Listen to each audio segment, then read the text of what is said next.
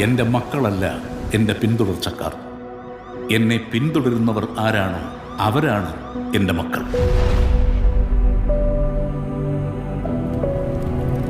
PK Ramdas ബാക്കി വെച്ചിട്ട് പോയ ഈ യുദ്ധത്തിൽ ഈ പാർട്ടിയെയും ഈ സംസ്ഥാനത്തിനെയും നിരന്തരം തളർത്താൻ ശ്രമിച്ചുകൊണ്ടിരുന്നത് മുന്നിൽ നിന്ന് പൊരുതിയ ശത്രുക്കളായിരുന്നില്ല.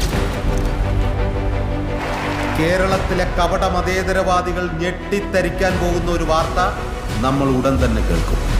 और राजनीति एक धंधा है हमारे देश में. പക്ഷേ വരുന്നതേ അത്ര ചില്ലറ കൈയല്ല. മനുഷ്യജീവന് മുകളിൽ ഒരു രക്തബന്ധത്തിനും വിലയുണ്ട് എന്ന് ഞാൻ കരുതുന്നില്ല.